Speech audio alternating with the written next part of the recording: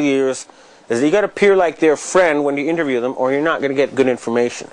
So I'm now going to show you the segments of this interview, and then I'm going to deconstruct them for you so that you can know what I think this man is really saying.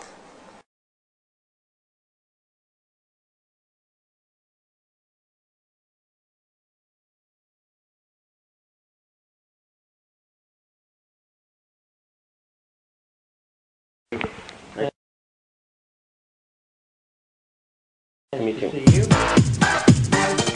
we go.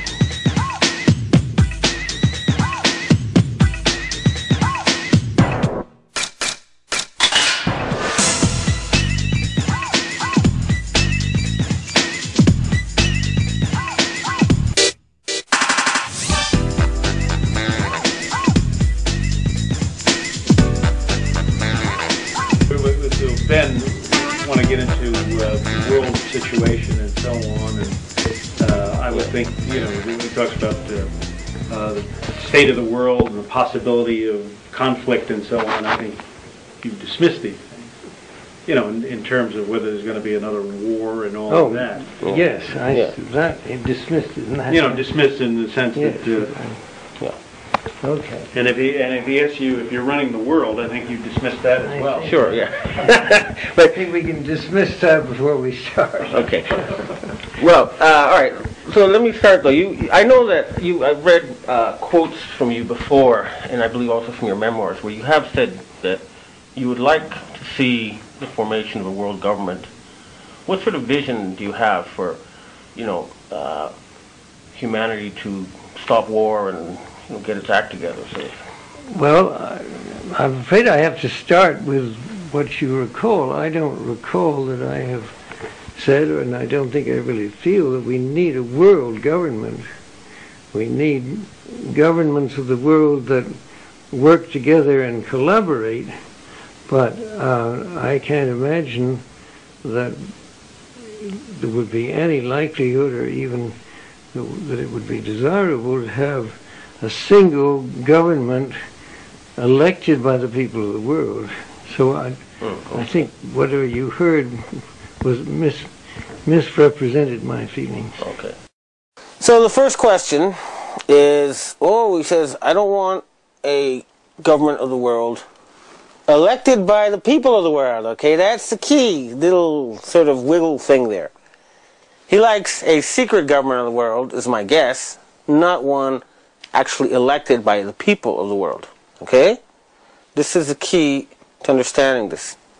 And he's denying the quote that everybody's heard of him that comes from his own memoirs. So that's his official face. I don't want a world government, but only if it's elected by the people. There's a quote if you go to Wikipedia and Google under David Rockefeller saying that. Now, what I've told you is my opinion. Well, you're the man. Now, the other thing is, people are worried about the situation with Iran and some kind of wider conflict emerging from that. What do you think is going to happen there? What's your view about the tensions between Iran and the United States right now?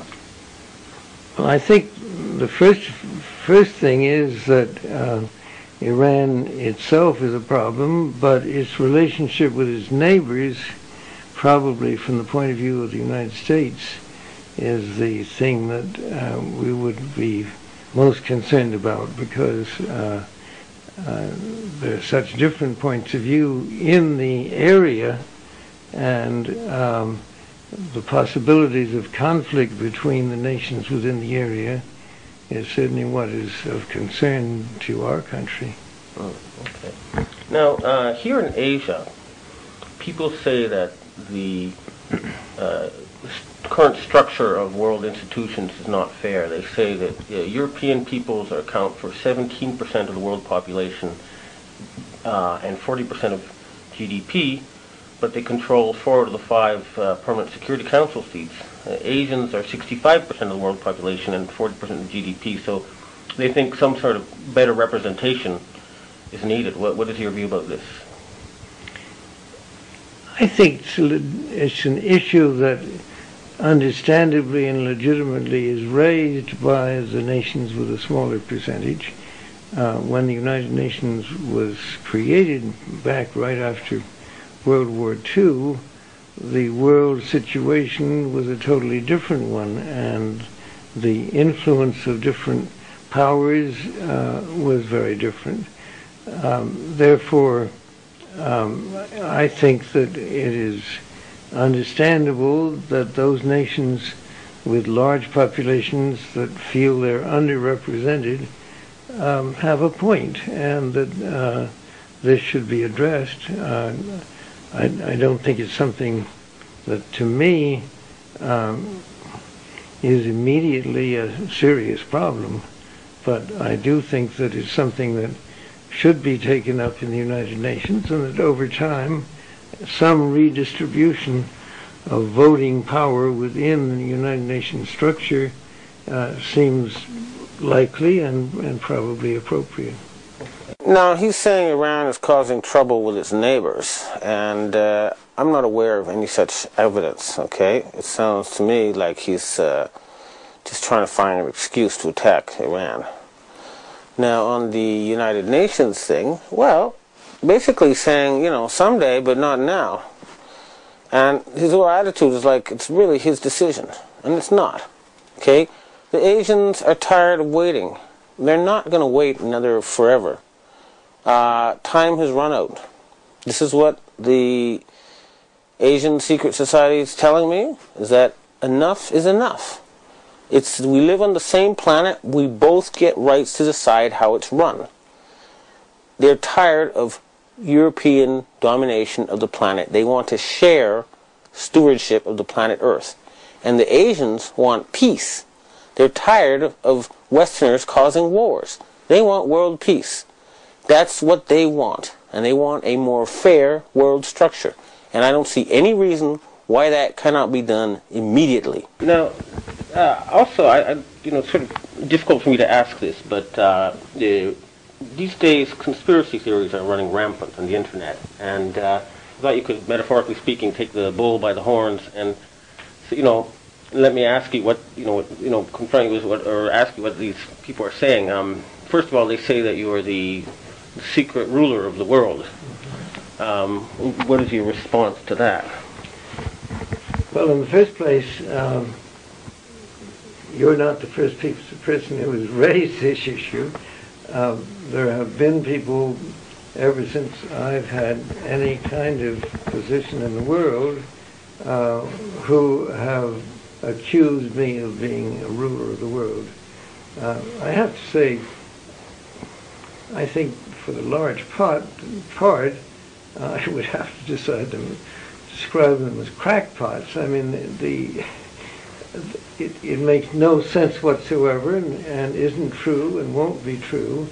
And to raise it as a serious issue seems to me to be irresponsible. Now, you see, that's what happens when you ask a question directly like that, okay? That's the sort of answer you're going to get. Are you the secret ruler of the world? You say, well, no, okay? So, later you'll see why you have to take a more indirect route to get the same response in a different way. So, for now, if you ask the man directly, he's going to deny everything. That's why you have to get a little bit more sneaky, as we shall see. And what about the candidate Ron Paul, who's talking about bringing the powers of the Federal Reserve back to the U.S. government, under the presidential control or control of Congress? I haven't read about that. Is that an issue? Well, he's one of the Republican. He's a Republican candidate, and that's what he's publicly calling for. So,